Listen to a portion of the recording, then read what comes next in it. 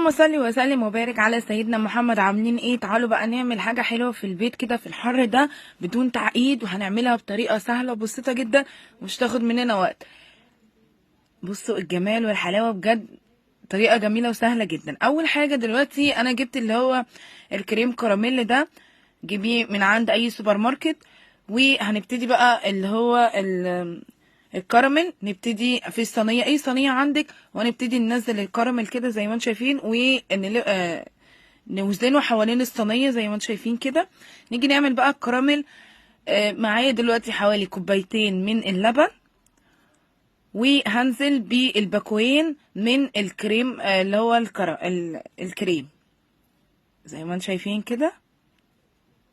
وابتدي اقلب لحد لما يدوبوا خالص على البارد. هنقلبه على البارد الاول وبعدين على النار زي ما انتم شايفين كده.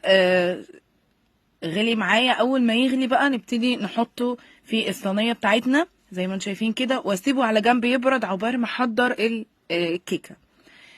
اول حاجه دلوقتي معايا بيضايه، هستخدم بيضايه واحده، وهستخدم كيس كده من الفانيليا. انا بفضل الفانيليا السايله، يعني بجد حلوه جدا. وهنا دلوقتي هبتدي انزل بكوبايه كده من السكر. هبتدي الاول كده ادوب السكر كده مع البيض، واقلب كده زي ما انتم شايفين لحد لما السكر يدوب والقوام يتغير معايا، يتحول للون الفاتح كده الجميل. ابتدي اقلب كده. ممكن تضربي بالمضرب اليدوي او الكهرباء. المضرب اليدوي هيسهل معاكي. بصي وانت بتقلبي كده لحد لما السكر يدوب معاكي خالص.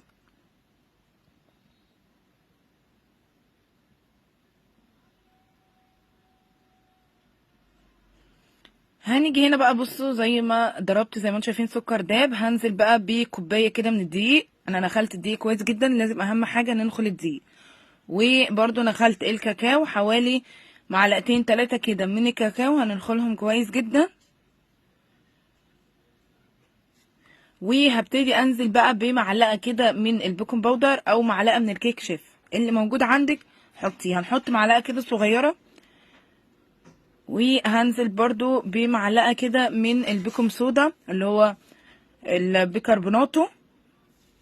وهنا دلوقتي وانا بقلب طبعا لقيت القوام تقيل جدا الدقيق مع الكاكاو. رحت نازله بنص كوبايه من الزيت عليه نص كوبايه من الميه، وفي الميكرويف اول ما غليوا في الميكرويف رحت مطلعاه ونازله. طبعا الكيكه طبعا بتخلي لما بتحط ميه سخنه على الكيك بتخليها هشه وجميله جدا، تبقى طعمها جميل.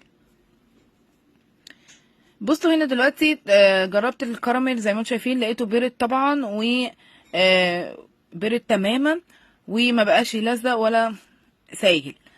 هنا دلوقتي نزلت بقى بالكيكه كده زي ما انتم شايفين، وحطيتها دلوقتي في صينيه تحتيها كده، وحطيت ميه سخنه ودخلتها بقى الفرن. انا مولعه الفرن على درجه حراره 200 الرف الاوسط، وهتاخد مني حوالي ربع ساعه بالظبط وتكون مستويه معايا. هنا بقى دلوقتي سبتها طبعا تريح شويه، وبعدين حطيتها في التلاجة. بعد ما بردت رحت حطيتها في التلاجة.